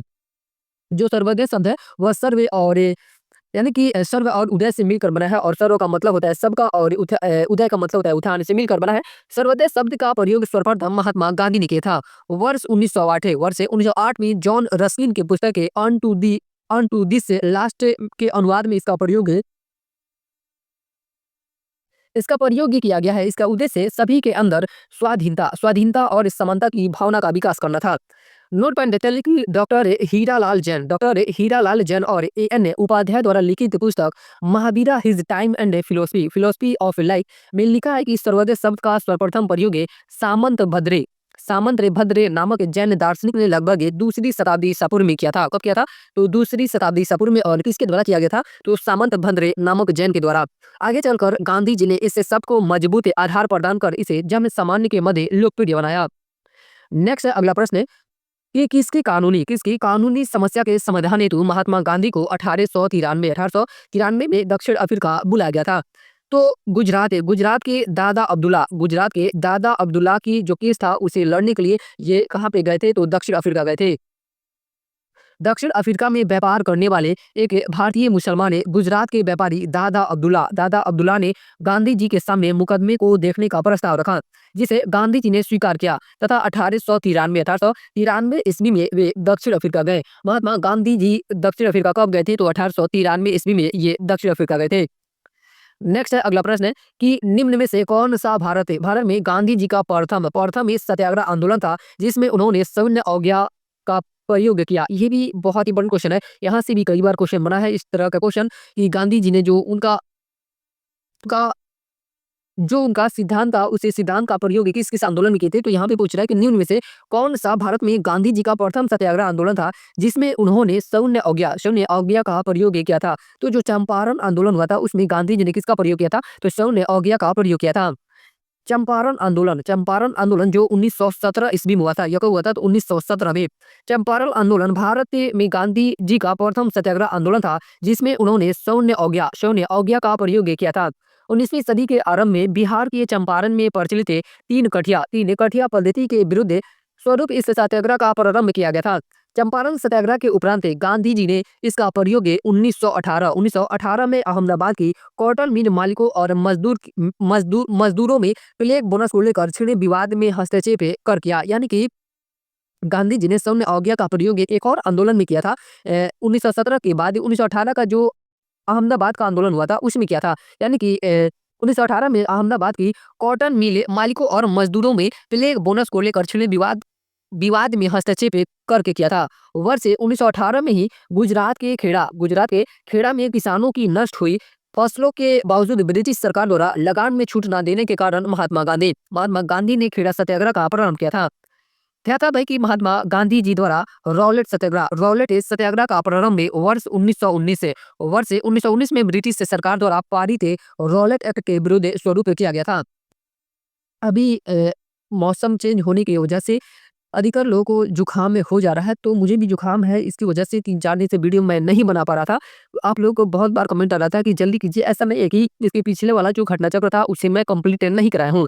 जिस तरह पिछले वाला वीडियो को कंप्लीट कराया हूँ उस तरह इसको भी कंप्लीट कराऊंगा। ये आप लोग से मेरा वादा है। नेक्स्ट है अगला प्रश्न कि निम्न में से महात्मा गांधी का भारत में पहला सत्याग्रह कौन सा था? तो महात्मा गांधी का भारत में पहला सत्याग्रह चंपारण सत्याग्रह था और ये कब हुआ था? तो 1917 में हुआ था। चंपारण सत्याग्रह कब हुआ था? तो 1917 में। नेक्स्ट है चंपारण सत्याग्रह से भी बहुत सारे क्वेश्चन बनते हैं। वही क्वेश्चन फिर से पूछा गया है कि गांधी जी को चंपारण आने का आमंत्रण किसने दिया था? तो इन्हें चंपारण में आने का आमंत्रण राजकुमार शुक्ल के द्वारा दिया गया था। और इनका संबंध किससे हो जाएगा? तो चंपारण में जो साठी है वहां से इनका संबंध हो जाएगा।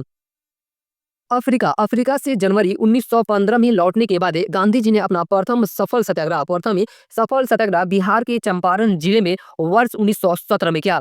जो महात्मा गांधी जी थे जब 1893 ईस्वी में ये दक्षिण अफ्रीका चले गए थे, तो उसके बाद ही वहां से वे कब आए थे? तो 1915 जनवरी 1915 में भारत लौटे थे। और 1915 के बाद उन्होंने भारत में प्रथम सफल सत्याग्रह किया था। कहाँ पे? तो चंपारण जिले में और तीन खटिया पद्धति के विरुद्ध। वर्ष 1916 में चंपारण के एक किसान राजकुमार शुक्ल ने गांधी जी से लखनऊ में भेंट की और उन्हें चंपारण आने का आग्रह किया। चंपारण का मामला बहुत पुराना था। 19वीं सदी के समाप्ति होते होते जर्मनी के रासायनिक रंगों ने बाजार में नील का स्थान ले लिया। फलस्वरूप चंपारण के यूरोपीय बगान मालिक नील की खेती बंद करने के लिए विवश हो गए। किसान भी नकदी फसल नील की खेती से छुटकारा पाना चाहते थे। गोरे बगान मालिकों ने किसानों की मजबूरी का फायदा उठाकर उन्हें अनुबंध से मुक्त करने के लिए लगान एवं अन्य गैर कानूनी करों की दर मनमानी ढंग से बढ़ा दी। किसानों के इस उत्पीड़न के विरोध में गांधी जी ने चंपारण सत्याग्रह प्रारंभ किया था। नेक्स्ट है वही प्रश्न है कि चंपारण में इंडिगो यानी कि नील की खेती इंडिगो के किसानों की दशा की ओर गांधी जी का ध्यान किसने आकर्षित किया था? यानी कि जो चंपारण में नील की खेती की जा रही थी, उस नील की खेती के किसानों की दशा की ओर गांधी जी का ध्यान किसने आकर्षित किया था? तो राजकुमार शुक्ल ने उन्हें लखनऊ अधिवेशन से बुलाकर लाए थे। यानी कि वहीं पे आमंत्रण दिए थे गांधी जी को कि वे एक बार चंपारण आए। नेक्स्ट अगला प्रश्न है कि किसने यूरोपियन नील बगान मालिकों द्वारा किसानों के शोषण की तरफ गांधी जी का ध्यान आकर्षित किया? तो राजकुमार शुक्ल। वो कौन थे? राजकुमार शुक्ल के द्वारा गांधी जी को चंपारण में आमंत्रण दिया गया था आने का। जो चंपारण आंदोलन है इससे पीटी से भी बहुत सारे क्वेश्चन बीपीएससी में बनते हैं। कोई भी एग्जाम हो बीपीएससी या कोई भी एग्जाम हो से चंपारण आंदोलन से बीपीएससी में क्वेश्चन बनते हैं और मेंस में भी क्वेश्चन बनते हैं। तो आप इस चैप्टर को ध्यान से देखेंगे या याद रखेंगे। तो उसके बाद ये नेक्स्ट क्वेश्चन है कि गांधी जी को विशेष रूप से चंपारण आने और वहां के कृषकों की दयनीय स्थिति को देखने हेतु किसने अनुग्रह किया था? तो किसने किया था? राजकुमार शुक्ल के द्वारा गांधी जी से अनुग्रह किया गया था। नेक्स्ट है अगला प्रश्न है कि चंपारण आने के लिए किसने गांधी जी को राजी करने के लिए निर्णय लिया था? तो राजकुमार शुक्ल के द्वारा। किसके द्वारा? राजकुमार शुक्ल के द्वारा उन्हें राजी किया गया था चंपारण आने के लिए। नेक्स्ट है कि राजकुमार शुक्ल ने किस नेता को बिहार आने और उनके आंदोलन को नेतृत्व प्रदान करने के लिए राजी किया था? तो महात्मा गांधी जी को उन्होंने राजी किया था। और यहाँ पे ऑप्शन में नहीं दिया गया, तो इसका उत्तर क्या हो जाएगा? उपरोक्त में से कोई नहीं इसका सही उत्तर हो जाएगा। नेक्स्ट अगला प्रश्न है कि महात्मा गांधी की दक्षिण अफ्रीका के वापसी पर इनमें से किस घटना के कारण उनको प्रसिद्धि मिली? तो चंपारण सत्याग्रह के कारण महात्मा गांधी को बहुत ही प्रसिद्धि मिली थी और इसके बाद उन्होंने जितने सारे आंदोलन किए लगभग ये सारे आंदोलन सफल रहे थे। नेक्स्ट है अगला प्रश्न कि गांधी जी द्वारा भारत में पहली बार सत्याग्रह आंदोलन बिहार में कहाँ पर आरंभ किया गया? तो इन्होंने सबसे पहली बार ये भारत में कहाँ पे आंदोलन शुरू किया था? तो चंपारण आंदोलन की शुरुआत की थी।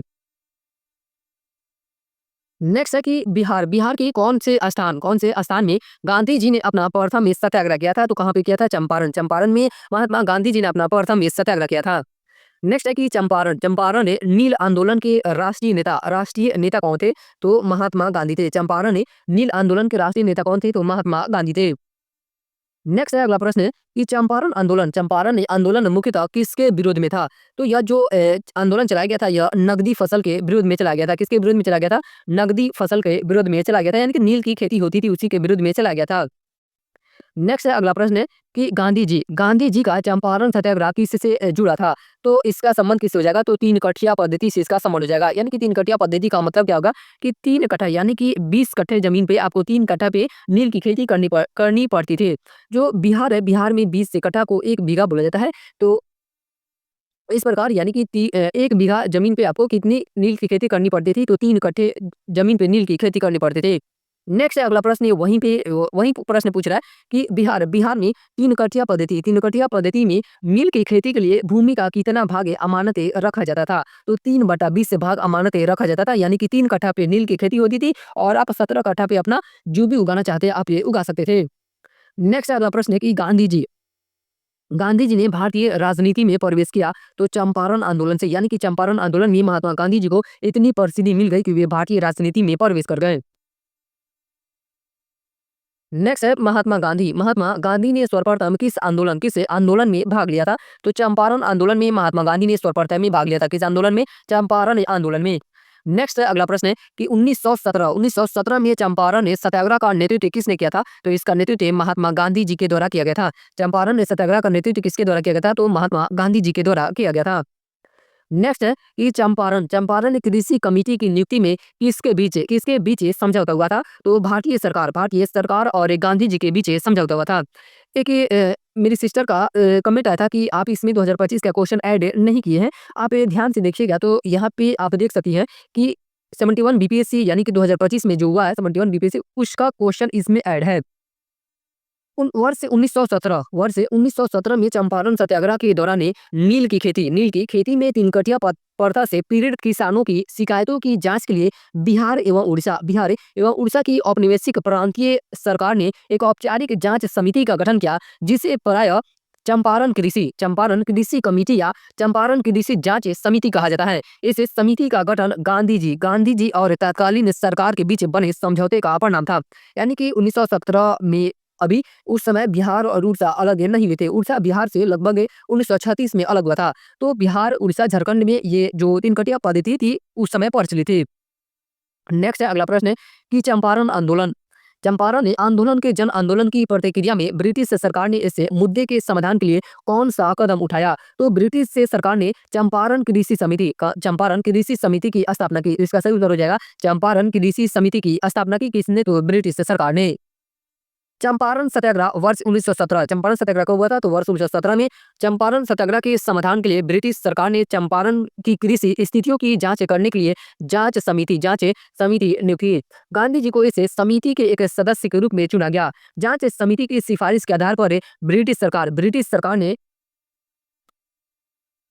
सरकार ने वर्ष 1918 में चंपारण ने कृषि अधिनियम 1918 पारित किया। ये भी लाइन बहुत इंपॉर्टेंट है कि जब भी चंपारण आंदोलन हुआ था तो उस समय जो चंपारण कृषि अधिनियम पारित किया गया था, कब पारित किया गया था? तो 1918 ईस्वी में पारित किया गया था। इस अधिनियम के अंतर्गत ही चंपारण कृषि समिति की स्थापना की। नेक्स्ट अगला प्रश्न है कि महात्मा गांधी पर चंपारण सत्याग्रह के लिए कब अभियोग चलाया गया था? तो 1917 में चलाया गया था। महात्मा गांधी जी के ऊपर कब अभियोग चलाया गया था? 1917 ईस्वी में। वर्ष 1917 में महात्मा गांधी पर चंपारण सत्याग्रह के लिए अभियोग चलाया गया था। गांधी जी ने सत्याग्रह का पहला बड़ा प्रयोग वर्ष 1917 में बिहार के चंपारण जिले में किया। एनजी रंगा ने महात्मा गांधी के चंपारण सत्याग्रह का विरोध किया था। ये भी लाइन बहुत इंपॉर्टेंट है कि महात्मा गांधी जी का जो चंपारण सत्याग्रह था उसका विरोध किसके द्वारा किया गया था, तो एनजी रंगा ने इसका विरोध किया था। चंपारण सत्याग्रह के कुछ वर्ष उपरांत गांधी जी को गुरुदेव रविंद्रनाथ टैगोर ने महात्मा महात्मा नाम से संबोधित किया। यहाँ से भी कई बार ऐसे क्वेश्चन बना है कि महात्मा की उपाधि महात्मा गांधी जी को किस आंदोलन के तहत या किस आंदोलन में मिली थी, तो चंपारण आंदोलन में मिली थी और किसके द्वारा दी गई थी, तो रविंद्रनाथ टैगोर ने महात्मा की उपाधि दी थी। चंपारण सत्याग्रह के दौरान रविंद्रनाथ टैगोर द्वारा गांधी जी को महात्मा महात्मा नाम से संबोधित करने का उल्लेख किसी प्रणाली के प्राथमिक स्रोत में उपलब्ध नहीं होता है। नेक्स्ट अगला प्रश्न की चंपारण आंदोलन से कौन संबंधित नहीं था, तो जयप्रकाश नारायण का संबंध चंपारण आंदोलन से नहीं था। इनका संबंध नहीं था, तो जयप्रकाश नारायण का संबंध किससे नहीं था, तो चंपारण आंदोलन से नहीं था। बाकी राजेंद्र प्रसाद, जेबी कृपलानी, अनुग्रह नारायण सिन्हा, इन तीनों लोगों का चंपारण आंदोलन से संबंध हो जाएगा।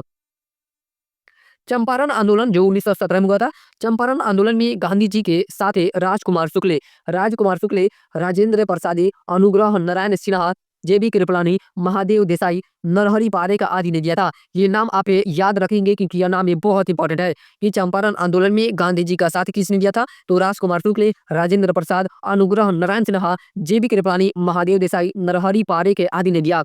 जयप्रकाश नारायण चंपारण आंदोलन से संबंधित नहीं थे। नेक्स्ट अगला प्रश्न ईस्वी सन दिया गया कि 1917 ईस्वी के चंपारण सत्याग्रह से कौन संबंधित नहीं है, तो राम मनोहर लोहिया का संबंध चंपारण आंदोलन या चंपारण सत्याग्रह से नहीं है। बाकी जेबी कृपलानी का संबंध है, राजेंद्र प्रसाद का भी संबंध है और राजकुमार शुक्ल का भी चंपारण सत्याग्रह से संबंध है।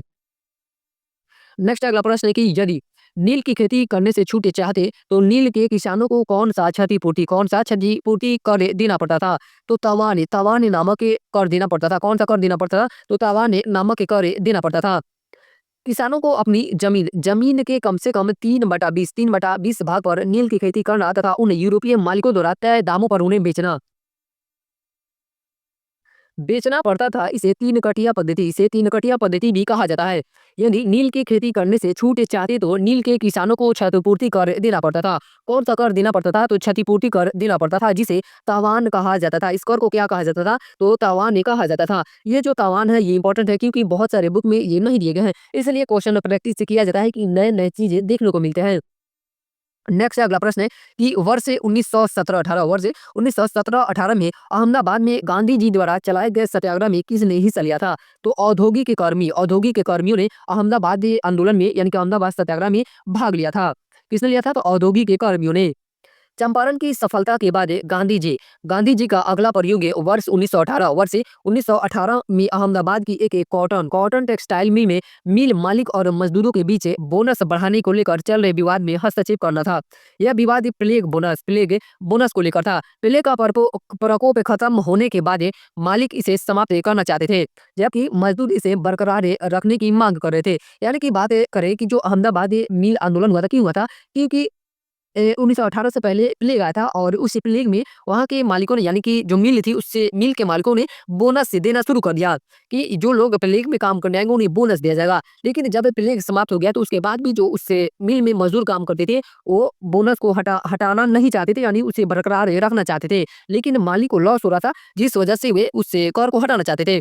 उत्पादन लागत, मुनाफा और मजदूरों के जीवन निर्वाह खर्च का गहराई से अध्ययन करने के बाद गांधी जी ने घोषणा की कि मजदूरों के वेतन में 35% की वृद्धि की जानी चाहिए। मिल मालिकों द्वारा गठित ट्रिब्यूनल ने इनकी बात मान ली। यह जो 35% है ये भी इंपॉर्टेंट है कि अहमदाबाद जो सत्याग्रह हुआ था उसमें गांधी जी ने कितने प्रतिशत वेतन में वृद्धि की बात कही थी, तो लगभग 35% वेतन में वृद्धि की बात कही थी। नेक्स्ट अगला प्रश्न है कि वर्ष 1918 में अहमदाबाद के मिल मालिकों और मजदूरों के मध्य विवाद में किसने हस्तक्षेप किया था, तो महात्मा गांधी ने इसमें हस्तक्षेप किया था।